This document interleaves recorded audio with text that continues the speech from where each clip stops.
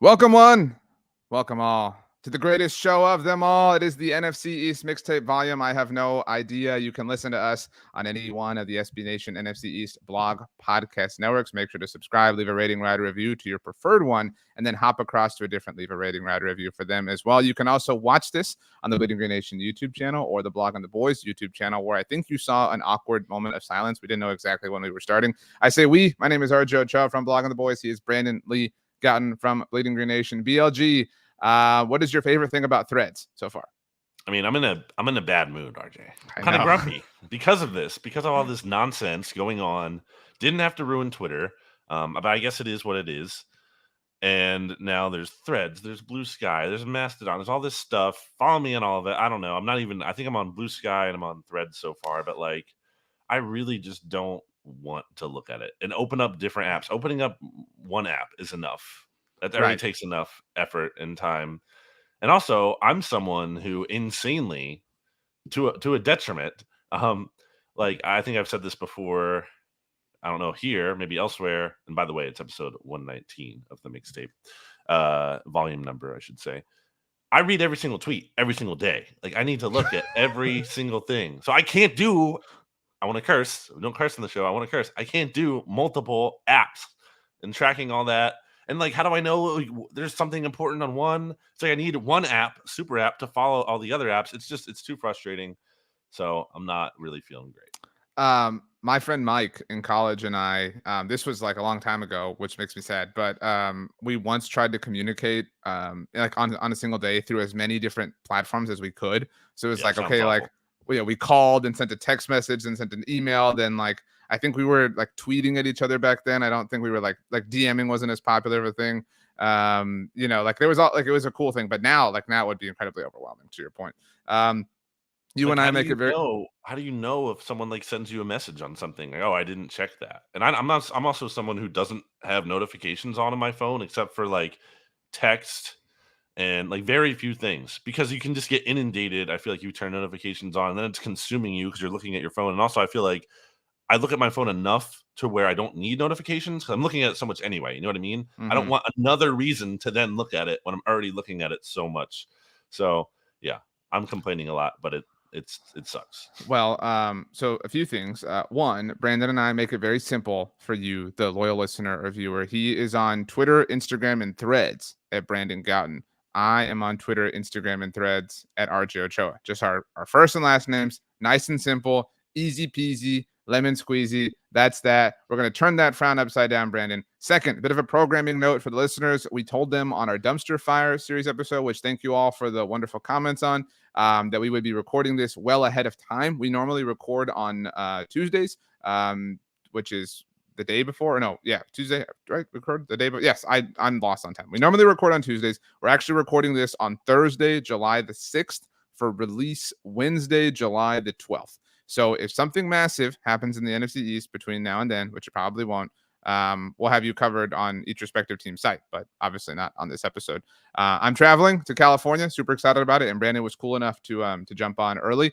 BLG, we're going to do our all NFC East team offensive edition today, which is going to be very exciting. But before we do, I do have a review. I mentioned that people can subscribe, leave a rating, and write a review. It's kind of long, so we're going to have to like rush through this a little bit because we're tight on time in real life. But it comes to us on the Blog on the Boys side of things. It is from Dave H45. Dave helping. It might be. I don't know. I don't think Dave's attached to the number 45. I'll ask him. But 5-star rating. And it is titled NFC East Mixtape Question. It actually says June 26th. I don't know how I missed this. But here we go. What's up, guys? Thought this would be a fun exercise. Would you swap out the rivals thing with your teams? So RJ would swap with the Eagles. BLG would swap with the Cowboys. So we'll just go yes or no. Uniforms. No for me. No. Coaching staffs. No for me. I don't like it. Yeah. Rosters, including quarterback. No. Yeah. Stadium. I wouldn't. Maybe you would. I wouldn't. Yes.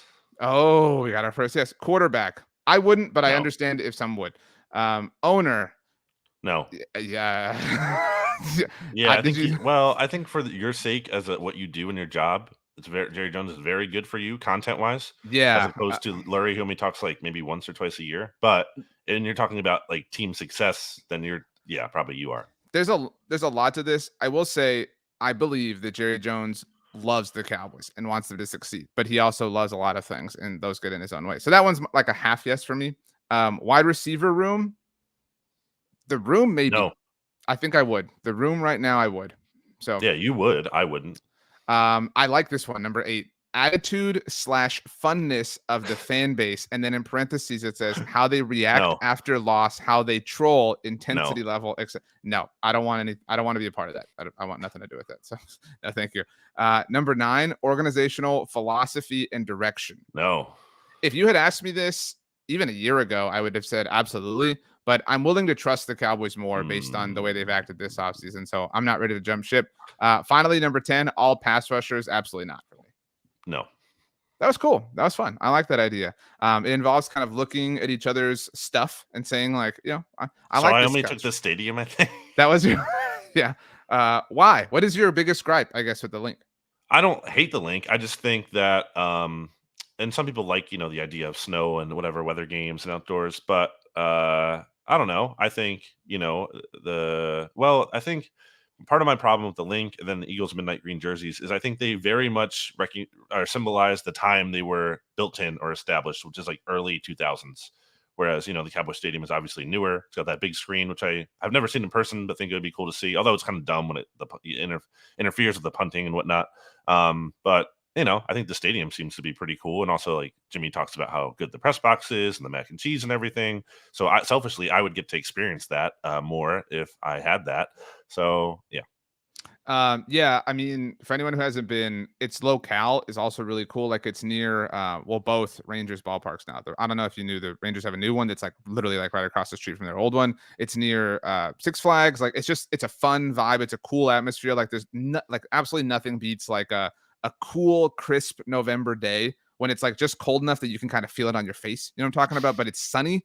And you're walking up to the stadium. It rules. It rocks. So okay, let's get to it. The 2023 All NFC East Team Offensive Edition. If it isn't obvious, we will do defense next week, and then we'll do obviously the special teams after because they are a part of the game. When we do the special teams episode, we didn't talk about this, Brandon. I think we'll save the coaching staffs for that. We'll do head coach, offensive coordinator, and defensive coordinator then as well. GM.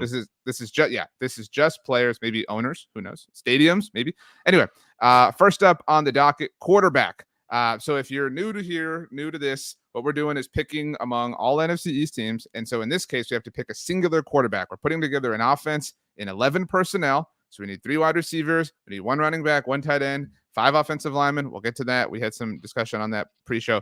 But the quarterback position, do you want to go first? Should I go first? I think this is going to be pretty obvious nonetheless.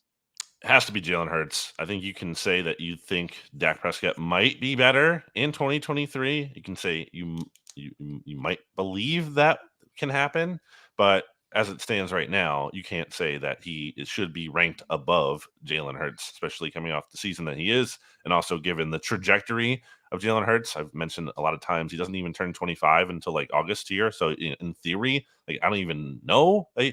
Statistically, you might say, okay, he's due to regress, sure, and there's some truth to that. We've covered that already here on the podcast. But in terms of like he could still theoretically like get better. Like I don't think he's hit his ceiling by any means. So you have to go with not just what he's done, but also I think the upside and the way he's trending as well. And I mean, he's the best quarterback in the conference. It's Jalen Hurts. So I haven't said this, but I think we've been doing some videos on our YouTube channel that have been a training camp preview series and kind of looking at position by position. And when I was talking about the cornerbacks, I was talking about Trayvon Diggs, and I said that I thought he was a better player last year, even though he didn't have the interceptions, right?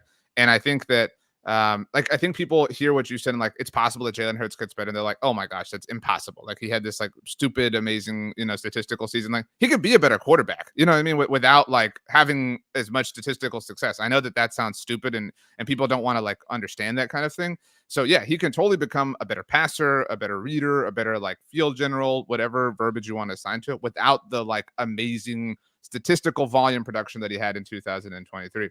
The answer is definitely Jalen Hurts. Just to be very clear, that's my vote for this. Obviously, it's not apples to apples to compare their careers because Dak has been a top, whatever you want to call it, quarterback for a long stretch of time. You mentioned Jalen's the best quarterback in the conference.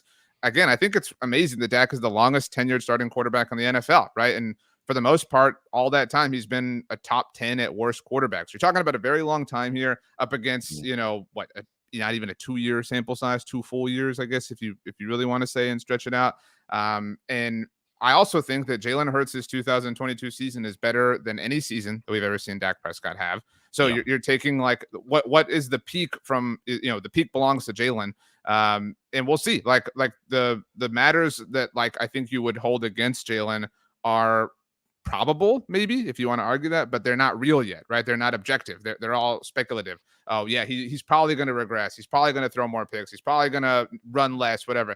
Those are all still unknown commodities to me, which is why he's the answer. It's also a level of and we talked about this with Jimmy Kempski a little bit on the dumpster diving episode. Like Dak kind of is what he is to some extent at this point by virtue of he's going to be 30 later this month, and he's played in the NFL since what 2016 now. He's had multiple injuries. Like I don't know that that there's really an ascension to be had here. It's not impossible. I think some guys have had better years later on in their careers, but if you look at the general trajectory of things, I think he's kind of relatively is what he is, and that's not necessarily a put down. He has played at a level where you'll take what he is to some extent, but it's not like okay, there's this great ceiling here that's left to be reached, and you have to wonder about that. Whereas again, Jalen Hurts. I mean, don't go back and watch the Super Bowl because that sounds painful if you're an Eagles fan. Maybe more so you'll enjoy it if you're a Cowboys fan. But Hurts was awesome in that game, man, and that's like it's a pretty big deal to go up in against the Chiefs and Mahomes in that spot and didn't get it done. Obviously, he dropped the ball, cost him the game in some ways, but like outside of that, which is a big outside of that, but he was awesome in that game. He saved his best football really for like the biggest game of the year. And moving forward, I think that gives you confidence. Like, okay, this guy can be a championship winning caliber quarterback. We've seen him like show up on a really big stage as a passer and a dynamic weapon, and you have to feel good about that. So last question, and then we'll move on to the running back. You are somebody who always asks this question, and I really like it. Is what is the precedent? But you won't like this question. But like, what is the precedent for the fall off? Right? Like if this truly was this like one-off, cast-off, outlier sort of year for Jalen Hurts' career, if that winds up being the case, who is the precedent for that we've seen that from? Like just like a one like, oh my gosh, this dude like hit hit it, and he was amazing, and then like kind of dissipated and fell off. I mean, it's hard to say to the extent of going to the Super Bowl or being maybe a Yeah, near like it's MVP, never going to be exact, but like what is a but similar, situation? well, just even in Eagles history, like Nick Foles, there's been quarterbacks, and I'm not talking about the Super Bowl Mm, run Nick Foles. I'm talking about like 2013 Nick Foles. There's been the quarterbacks seven touchdown game. Yeah. in Eagles history who've had, or in NFL history too, like who have that one good year. Look at Case Keenum. Like it's not super hard for quarterbacks to have like one good year. That can happen, but it's about stacking it and showing you can have staying power. That's much harder to do, and that's like one of the next big challenges for Jalen Hurts. The example that I thought of was RG3's rookie year, right? Like, and that just happened to be his rookie year, and then like it was like, were you ever scared of RG3 after that? Like, no, you know what I mean? It was just like really like a 1 year thing. The other example that was a good example with Case Keenum, but was Ryan Fitzpatrick in 2015 with the Jets. Remember when I I thought think they about that went too. 10-6. And they missed the playoffs, but he had Brandon Marshall and Eric Decker and everybody. And then he held out and they paid him, and then it just like fell all the way apart. It's like, Hmm. again, this was an extreme level of success. Like that was just kind of moderate success. But that was what I thought of. So, okay, Jalen Hurts is the quarterback here. Time for the running back discussion. So we didn't really go through the quarterback options, but I think there are only two real contenders here. And it's Tony Pollard and Saquon Barkley. And so Hmm. it's a matter of like who you believe in. Like, do you believe in Saquon kind of establishing himself long term again? Do you believe in the higher potential of Tony Pollard and him coming back from the injury? But I don't know disrespect. I don't think Brian Robinson is a real case here. I don't think Rashad Penny or DeAndre Swift are really in the conversation. It's really down to Pollard and Barkley. I think it has to be Saquon. And I mean, Pollard's coming off this like serious injury. He's also hasn't really proven at any level. Again, something we talked about with Jimmy in the dumpster episode about he doesn't have any kind of real extensive track record of being a volume back, and Saquon does. If we're building this NFC East mixtape all-star team, like it in theory, it's not just for one game. I feel like we're building like a season-long kind of thing. And I think you trust Saquon. Like Saquon has proven he can be a workhorse. Like he has proven that. So And he did bounce back a little bit last year. I think certainly more than you and I expected him to. We actually had Saquon still as our running back last year over Zeke. I have the results from last year here as well to compare and contrast. But yeah, I think it has to be Saquon. I know we can talk about Pollard because his efficiency is really good, but the injury scares me, and the fact that he's never been a true volume back, I can't give that to him here. So, have you noticed that StatHead has a new versus tool? Have you played with this at all? No. It's really cool. Like you can pick obviously two or more, and you can stack them up instead of like. I mean, we can all do this, but like by hand. But it's really kind of handy. I'll send you a screenshot in a little bit of how it looks. So this is Saquon versus Tony Pollard, like just head to head stats comparison, whatever. So in their careers, Tony, do you know Tony Pollard's played more games? I mean, I don't know that that's like shocking. I mean, he was drafted 1 year later, but still, he's played 62 games to Saquon's 60. Saquon has 954 rushing attempts to Tony Pollard's 510. So you're talking about almost twice as much. Obviously, he has almost twice as many yards. He has 4,200 to Tony Pollard's 2,600. Tony Pollard has 5.1 yards per carry to Saquon's 4.5. Barkley has him beat on rushing touchdowns, certainly receptions. Has almost twice as many receiving yards. Pollard has him edged out on yards per reception. Pollard's limited action as a returner has him beat out as well. The totality of who they've been, obviously, over their careers is, it leans in favor of Barkley. But if we isolate this to just 2019 through 2022, which A, removes Saquon's amazing rookie season, and B, only looks at Pollard's career, it still favors Barkley a little bit in terms of overall production. But since just 2019, and Barkley's missed a lot of time since then, Barkley has 2,900 rushing yards. Pollard has 2,600. And keep in mind, obviously, he wasn't a featured back in that time. I would bet on Pollard's upside. Like that's where I feel like injury, really.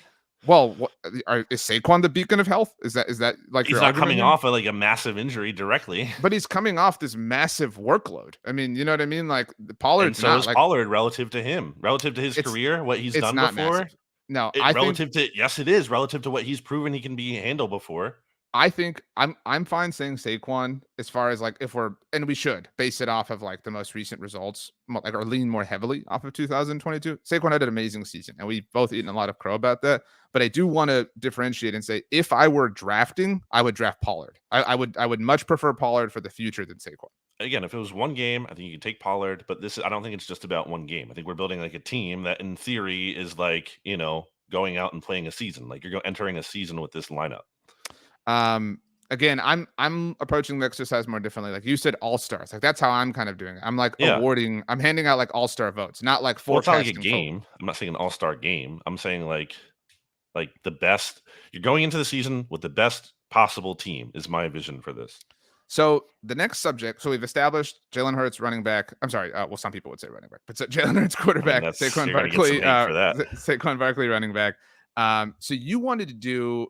And I think we should flesh this out. You wanted to do left tackle, left every guard. year. I feel like. Well, like we should consider it like who's truly the best. Like that's I think we should every position. I think we should pick 2 tackles, 2 guards, and a center. You want to do it this way because Lane Johnson is baked into the right tackle argument. That's not true. I don't want to do it. That's totally because if we pick the 2 best tackles in the best NFC player East, from every position in the NFC East. It's very simple. But that's not like practical. Yes, that's football. That's all-star. Well, if that's football, then Tyron Smith is eligible at right tackle because he had to go play the position. You're right. Like, I agree. But like then anyone's eligible anywhere. Why would you put him over Lane Johnson? But like that's like saying anyone is eligible. Well, I can argue against Lane Johnson because he's going to get hurt too. Like, you know what I mean? Like that's the problem. Like, I mean, that's why has not missed nearly as much time as Tyron Smith has. If this is an all-star ballot, which is how I look at it, I think it should be 2 tackles, 2 guards, and a center. I think that makes the most same team sense.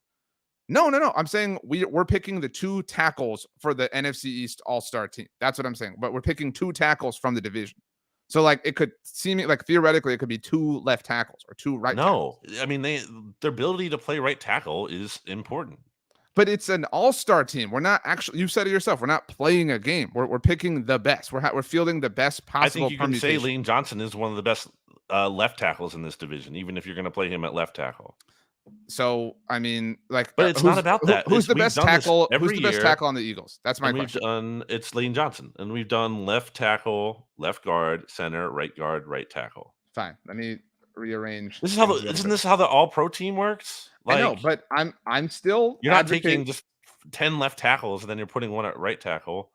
Who's taking 10? That's Well, whatever ridiculous. whatever the number is, Okay, 4 or so 2 or give whatever. me one more second. Buy me time. Buy me time for It's something. its own position. Like, Buy me time. Buy me there's time for different something. things about the Okay. position. You I've can't just I've take anyone and move them somewhere I've waved else. the white flag here. All right. I can't wait to post the all-star team on threads and upset you about it. But okay, left tackle. So we're looking at the best left tackle specifically in the NFC East. Your thoughts.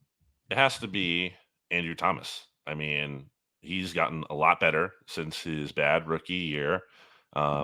Still pretty young too, so in theory, again, hasn't even necessarily hit his ceiling. I believe he was. I'm looking it up here. He was like he's one of the top graded offensive tackles in the entire league. One of the top graded linemen. Yeah, Andrew Thomas was third last year among all offensive tackles, actually only behind Lane Johnson at number 2. So I think it's Andrew Thomas. I mean, who else are we talking about here? Jordan Mailata, I think, is good, but is behind Andrew Thomas. Charles Leno is, I think, also a good player, but certainly not ahead of either. Well, you can argue Mailata, but definitely not ahead of Thomas. And then you're talking about Tyron Smith or Tyler Smith. I don't think you're taking either of those guys over Andrew Thomas at this stage, especially, again, considering that Andrew Thomas is only 24 years old. I agree with most of this. I think who's the strongest case? I think the strongest, and again, like it depends how you play this game, and that's usually where our disagreements come from. Is like, are you forecasting for the future? Are you basing it off of last year? Because if you're basing it off of last year, I do think Tyler Smith has a strong case, and I certainly think Tyler Smith Over has a Andrew Thomas? hang on. But I think the stronger case for Tyler at left tackle is forecasting into the future, right? Like who you want. But some of like what's hindered Tyler in this particular game is that he's like moved around, right? And that's just like the way the Cowboys have needed him. So there's not enough of a sample size to like say he's there now. And again, that's where like I lean more towards like, forecasting whatever. But now I'm if we're gonna go like all stars, whatever, I do think Andrew Thomas is the answer. So congratulations to him. The New York Giants How about leading the way that? so far. The Giants having an offensive lineman. When was the last time we had one of them on one of our all-star teams? Sean O'Hara, left It guard. on Left our guard. teams, I'm saying, actually. No, I know. I don't think it's happened. This has to be Tyler Smith then. I mean, like he was At left guard? sensational. That like now see like this is what you wanted to do. You wanted to bake in a disadvantage against the Cowboys. It's not what I wanted to do. He is by far the best option of all available players to play left guard. The fact that he's even in contention at left tackle is in and of itself an example. You're going to argue for Landon Dickerson, who you've hated on for like a year and a half. Year? You're gonna you yourself said when I called him underrated, you were like, oh yeah, well whatever. Like he kind of benefits from like playing for this team. Like no, like this is bad. This is absolutely better than a rookie. Tyler Smith is one of the like 5 best second year or linemen who are at least in their second year in the NFL. Like he is one of the in every metric. I mean, pick one. Like name one. No, you name one. I'm asking. I don't have access to PFF's tackle grades or guard grades, but like I know you do, and I know that Tyler Smith is highly ranked. Dickerson is at 15, and I'm looking for. So they're listing, I think, because of Tyler Smith didn't play guard last year. Again, this was the advantage you wanted to bake in to work against Tyler Smith. It's not an advantage. I mean, it is. Like, it's a disadvantage for Tyler Smith because he played guard so sparingly last year. Tyler Smith was 25th among the tackles. So his grade was 73.3. And then you have Landon Dickerson, who was, and I don't know, these numbers are also, who cares? Dickerson was 72.1. So Tyler Smith has a slight edge in this number. Now these numbers are whatever. But well, I mean, a moment ago, it was like, what metric? What metric? Name a metric. And now it's these numbers are whatever. So it's like what is 0.8 of a PFF grade mean to you? Like, how do you quantify that? It's objectively better. And so that's why I said, your question was, what metric is he better in? I provided that answer for you. Okay, and now, was he a Pro Bowler last year? What? Was he a Pro Bowler last year? He wasn't a left guard last year. Again, this was the disadvantage you worked in to work against Tyler Smith. Of a proven Pro Bowl left guard last year. The answer, the best option. So you're telling me if you could take Tyler Smith right now to be the left guard for the Eagles over Landon Dickerson, you wouldn't? I would take Landon Dickerson. Why? Look, are you just like forgetting Landon Dickerson's background? Like, I'm not. I'm not sick. Like, this is the difference. Like, you're leaning on semantics. Alabama. You're leaning on semantics to keep Tyler Smith out of it when you know that he is objectively a better player, but he's a unique hybrid right now. I think Landon Dickerson has played I don't think, actually, he has played at pretty much every position on the offensive line, and I think versatility is important as well, so I can make the Tyler case that he Smith can played play. left tackle last year. That's Landon my whole Dickerson point. has played tackle, he's played center, and he's played guard. He's played all three. So no, he's actually more versatile than Tyler Smith is. But I Tyler don't Smith think Tyler Smith's playing at hasn't been center. needed to play center. And again, he did it Neither as is a Dickerson, rookie. but he can if he needs he to, was and that's a more rookie valuable. sensation. This is absolutely Tyler Smith. You got No. Saquon Barkley to be the running back over Tony Pollard. Because he's absolutely not Tyler coming Smith. off a massive knee injury and actually proving his volume. Tyler Smith is objectively, reliable. as you just proved, you just read the grades out yourself, a better lineman in this capacity, in this discussion, than Landon Dickerson. Yeah, and I'm a fan. I had Landon Dickerson as the most underrated player on my list. Then you're going against what you're saying. No, I'm not. I'm leaning on an objective grade. Again, you have no problem spouting off, these grades when it comes to DeMarcus Lawrence sucking or anything else. But now that it leans Tyler Smith over Landon Dickerson, the shoe is on the other foot. Lawrence grades out well. This is Tyler Smith. I've never used that against them. Maybe not him, but this is Tyler Smith. Congratulations. No, it's not. It's Landon Dickerson. It is. You just proved it. If you and I are split, we have to lean on something to be a tiebreaker, and the tiebreaker leans Tyler Smith here. I think the listeners should decide. I think the listeners are seeing you walk yourself back. That you don't want to. What am I walking back? Now it's just these are just these numbers or whatever. No, a moment ago it was like no, I didn't say they're whatever. I said I don't know how to. You said what metric? I provided one. It favors Tyler Smith. Yeah, and I said Landon Dickerson. The jury has read the verdict. Center.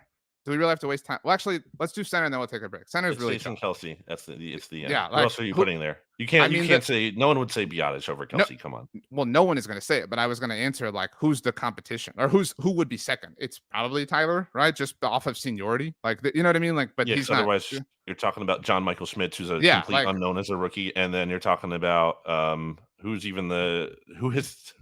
I mean, it's not Chase Roulier anymore, who recently retired, by the way. It is. I'm looking at the Commander's depth chart, and it is Nick Gates, who was actually formerly a guard center for the Giants. So no. So Ricky Stromberg, maybe I think he's a rookie.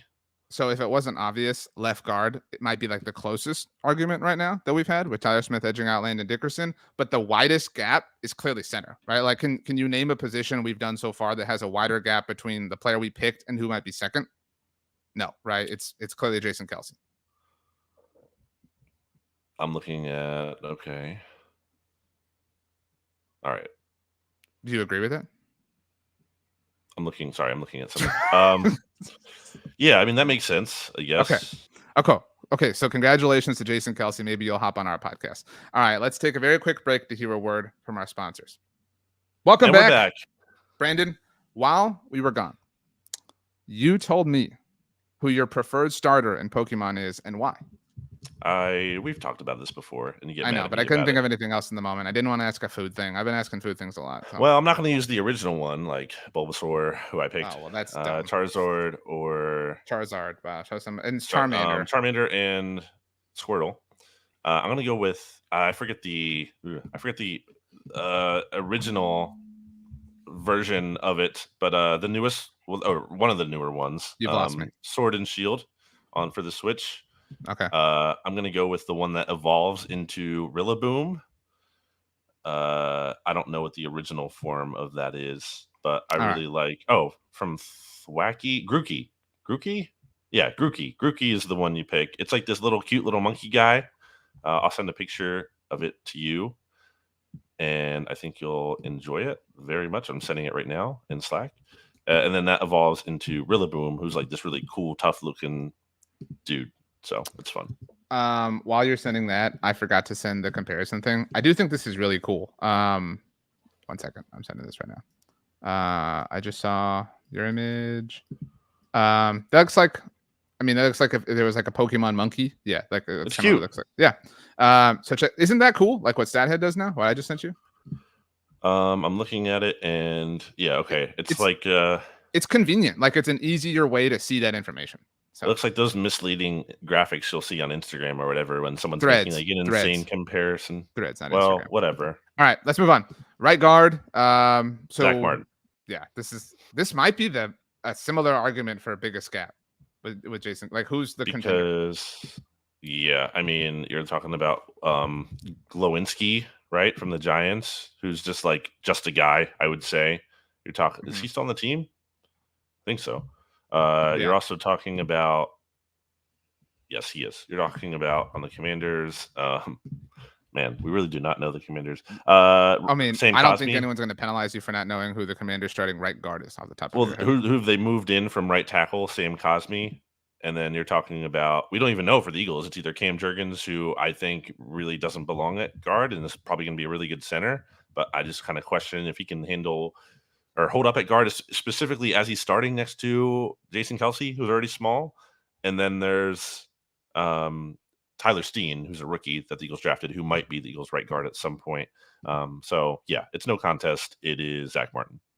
Right tackle. Well, actually, before we get to right tackle, Zach Martin's just like it. Like right now, I think that there are, if the like NFL ended today, there are 2 Hall of Famers in the NFC East actively. Jason Kelsey. I was wrong about that a long time ago. I'm fine admitting that now. Jason Kelsey and Zach Martin. Right? Like You said he there are was the other. most overrated player on the I Eagles a mean, few well, look, years ago. I've been wrong. Like I have no problem admitting when I was wrong. I was wrong about that. So, I but have now, in last year's thing, I have written down here in my notes last year's All Star team. I wrote, "Do you think Kelsey is a Hall of Famer?" By the way, and I think we had to talk about it. I mean, well, obviously he like he had the massive like exclamation point season, and like it helps him that the team had this. You know what I mean? Like he will now like also not that he's undeserving, but he will benefit from like the team success and narrative and things like that. And that's what He's a would happen. six-time Pro Like Bowler and five-time All Pro. Zach Martin is a Hall of Famer, but if the Cowboys were to have like a if they lost the Super Bowl, right? Like if they had an equally similar season to the Eagles last year, and they won the NFC, like it would be an all the more like lock of his like case. You know what I'm saying? So like there are other players in the division that are on trajectory to Hall of Fame careers, but as far as dudes who you can like bet on 100% right now, Zach Martin, except for 2020 when he missed time due to injury. That's the only time he's missed like legit time. He's been an All-Pro, Pro Bowler every single season. Like he's just the hallmark of consistency. Like he's the best player on the Dallas Cowboys that isn't Micah Parsons. It's amazing. So, this is his 10th NFL season though. Time flies in the NFL. So, right tackle. So the contenders are Lane Johnson, Terrence Steele. If the Cowboys don't kick him to obviously Put Tyron Smith in here. they'll have to put Tyron Smith in here. I mean, if they've played like I don't like the idea of just putting someone at right tackle if they've definitely never played it at all. But if like Tyron Smith, who has done that at least a little bit, I think that's fair. I think that's in the conversation. They have to at least realistically like been in this consideration at some point. Evan Neal is a contender technically. No, and, he's not. Not after that. Well, I mean, well, if we're listing the entrants, you know what I'm saying? Like he's an entrant. And I think we have our winner in Andrew Wiley because he surrendered 0 sacks in the Super Bowl. So very, very funny. He also anyway, allowed the 4th most sacks in the NFL last year. But how many did he surrender in the Super Bowl that his team won? When the field helped him, he had none. The coping is so off the charts. It's not anyway, really a cope. It's just like watch the game. Like it's a cope. It's a cope. It wasn't. So here's the thing: the field thing was not even a hindsight take. I was saying this during the game while the Eagles were up 10 points at half that the field was terrible and impacting their pass rush. While they were winning, I was saying this. It is not like a hindsight sore loser thing. I was saying it as they were winning the game. I was saying it as they're winning the game. As opposed to the Niners fans who didn't say a word about their quarterback situation during the title game. Who definitely had a lead and definitely were ahead in that game. Yeah, that's definitely the same situation. Anyway, the answer, I think Terrence Steele is an underrated right tackle, but you can be also watered the field before the game, just like the 49ers decided to block their I think Terrence Steele is an underrated right tackle, underrated player in general, but he's not better at right tackle than Lane Johnson. So like this is absolutely Lane Johnson. I think a lot of times this is obvious, but like a lot of times it's super obvious how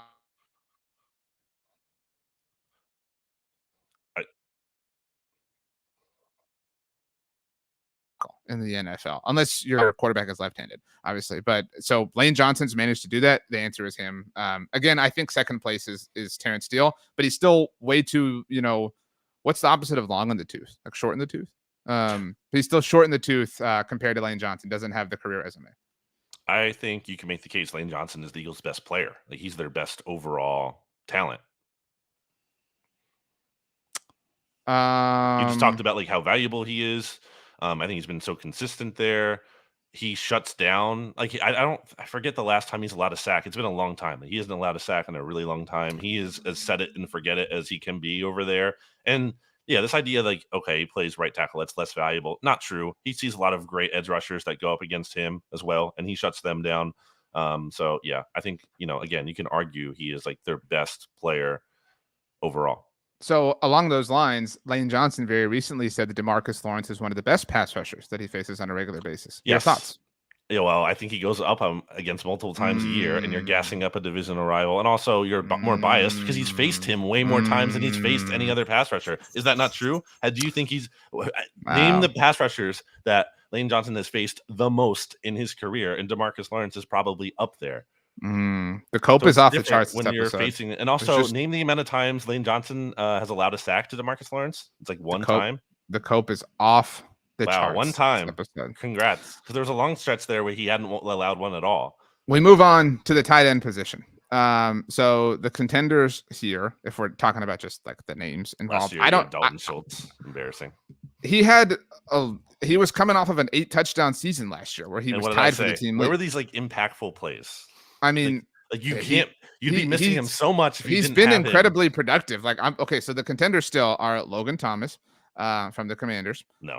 Technically. Oh, well, again, I'm just laying out the names. I don't know who the contender is for the Cowboys. I really don't. Like, I don't know if it's Jake Well, it's not going to be a Ferguson Dallas Cowboy. Yeah. yeah. But I'm just saying I don't know who that is. Like that's a low key thing surrounding the Luke Cowboys. Like, Schoonmaker. I don't know who like if we had to submit a player, I don't know who it would be for the Cowboys. You can combine This them all together. It's still not. this comes enough. down to Darren Waller or Dallas Goedert. Like that's look from a conversational standpoint, that's what it is. The answer is Dallas Goedert.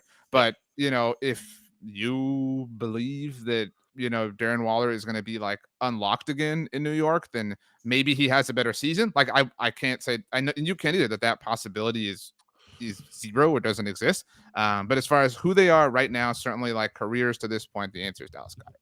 Yeah, I think it's possible that Waller ends up having a more productive season, but based on recent track record and projection, Dallas Goedert is entering his age 28 season here. Likely would have been a Pro Bowler last year if he was not rendered ineligible to be voted for because he was on IR, which is dumb. And meanwhile, you're looking at a potentially over the hill Darren Waller based on the fact that its past couple seasons have not been as productive. Injury has been a factor in there. And he's entering his age 31 season. I don't know that the arrow is really pointing up on him so much. So yeah, you have to go with Goddard. Yeah, I mean the age thing isn't that big of a deal to me. I think it is. It's 3 years. Well, I know, but like like you're making it sound like he's trash because he's 31 years old. Like I'm not. Oh, it's not trash, but it's a combination of okay, his production has gone down, he's getting hurt a lot, and he's over 31. Like guys who are over 30 typically don't get more healthy. That's fair. Okay, so to recap, because we're down to our final position group here, and we have 3 players to pick. Quarterback of this team, Jalen Hurts. Running back, Saquon Barkley. Offensive line, left to right, Andrew Thomas, Tyler Smith, Jason Kelsey, Zach Martin, Lane Johnson. Tight end, Dallas Goedert. We have not a single Washington Commander on this team. Well, we will. Well, we'll see about that. Wide receivers. So this one is the most like malleable to me. Like I don't think like is there even like a true slot receiver in the division that you would say like only plays in the slot? You know what I mean? Like, so that's why I'm saying like I think for the purposes of this exercise, we just have to pick the 3 best receivers. I mean, CD kind of is based on last year. Like they used him. He's really productive out of the slot, but he doesn't. Yeah. He's not like exclusive to it. You know I what agree. I mean? That's my point. I think he would be the guy that you would put there if you're just making. Because obviously, I think with this concept here, like you're not overthinking it. If you're like the GM of this NFC East All-Star team, you're not like, oh, I need to find the best slot guy. No, you're not thinking that. You're just give me the 3 best receivers and we'll make it work. These guys are so good that we can figure it out. My submission for the 3 best, because I think we're going to agree on maybe all of them, is AJ Brown, CeeDee Lamb, Terry McLaurin. That's my. I think that's the only way you can like fairly do it because you can't leave McLaurin off. He has been elite and with like slop at quarterback. He has been really, really good. He was a big reason why the Commanders were able to upset the Eagles last year. He had a great game, and he's great. I mean, he's underrated from the standpoint of I think his numbers would be even better if he had at least a respectable quarterback to work with there. So he has to be on here. It also feels like you kind of have to have the Commanders represented at some level. This is the MLB All-Star game where every team gets a I representative. mean, it's not out of pity, but it is like it's a tiebreaker factor. If it's like between him and Devontae Smith, like I think you have to give it to McLaurin. I also think McLaurin has earned more benefit of the doubt than Devontae has, but it's close. It is kind of a crime that Devontae gets left off here just because of I think how good he is. But it's you have to have AJ, you have to have Terry, and I think you have to have CD. By the way, AJ Brown, second most yards per route run in the NFL. Or sorry, third most. He was tied for third most yards per route run last year with Jalen Waddle. The only two receivers ahead of him were Tyreek Hill and Justin Jefferson. He was amazing. I mean, he picked up MVP votes like for a reason. Like he was stupid amazing. I think this is probably, and I think if we did this conversation or had this conversation for every division, I think this would be true. Like this is the most loaded, right? Like even though it was easy to come to a consensus 3, like we could talk about Devontae Smith, we could talk about Brandon Cooks. If you're like really stretching, you can start to talk about Jahan Dotson. You could start to talk about Michael Gallup.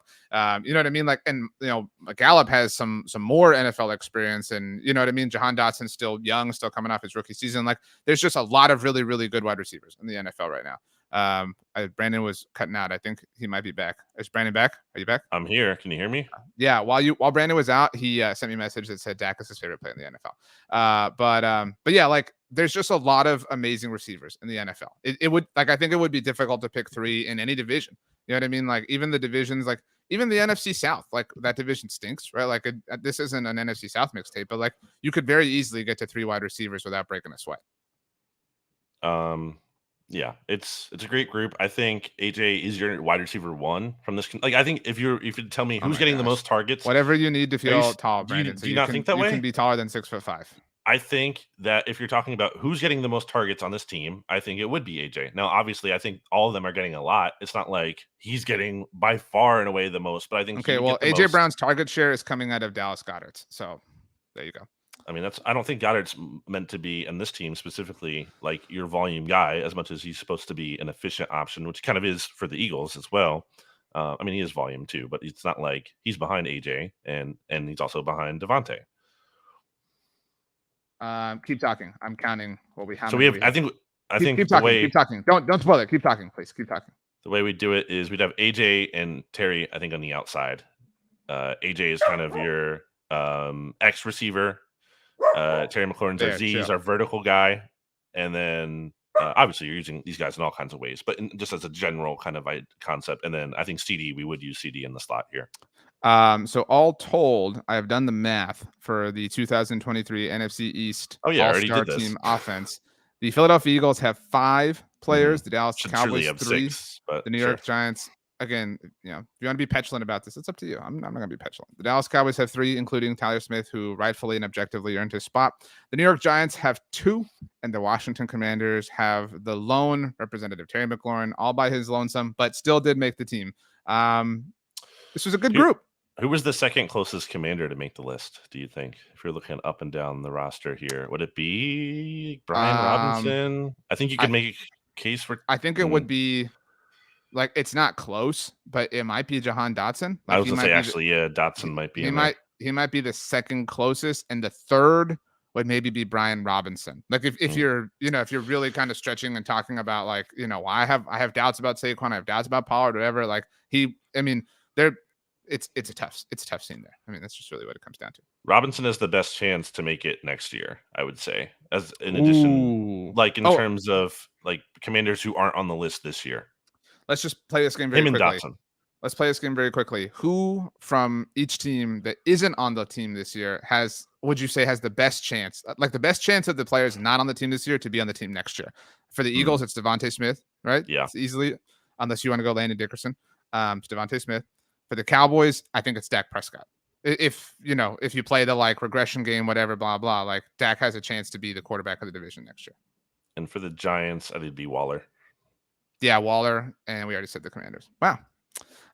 Well, it's that time, Brandon, to pick or to add songs to the NFC East mixtape playlist. Are you ready for this? I'm ready. I'm gonna go with.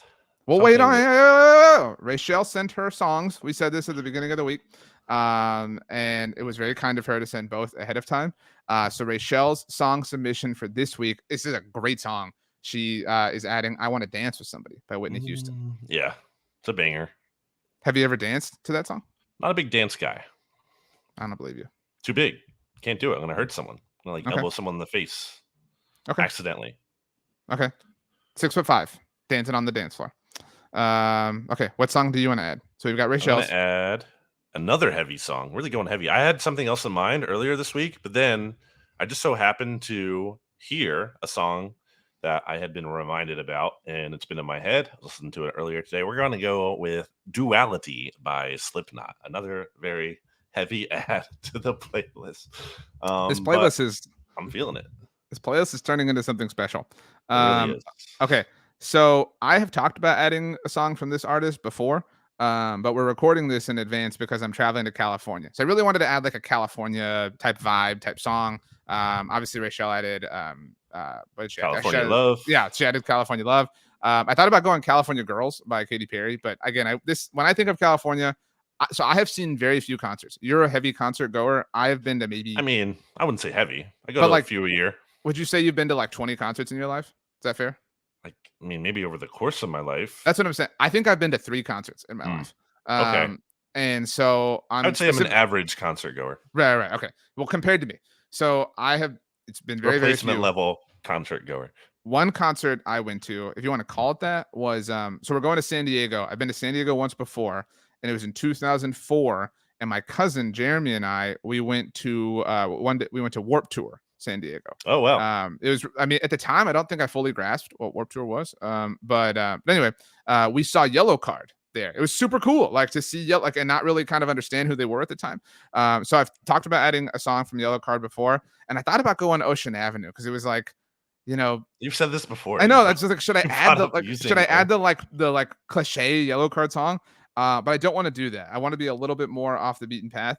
So I'm going to go with the song 23 by Yellow Card. It is one of their more underrated songs from the Ocean Avenue album. I think I might know that. It is a very, very good song. So deep cut. Yeah. Congratulations to us. We did it. We pulled off all the episodes this week. Thanks to Jimmy for joining us. Everybody can go back and listen to the Dumpster Fire episode. And everybody can make sure to follow Brandon on Threads because he's super excited about it. So you said you were excited to see Yellow Card, right? At the Warped Tour? I don't think I really knew who they were. Like, I mean, I was also like 15. Well, I was 14 at the time. So you wouldn't be so excited to see Yellow Card if you were like, watching Manchester United play or something.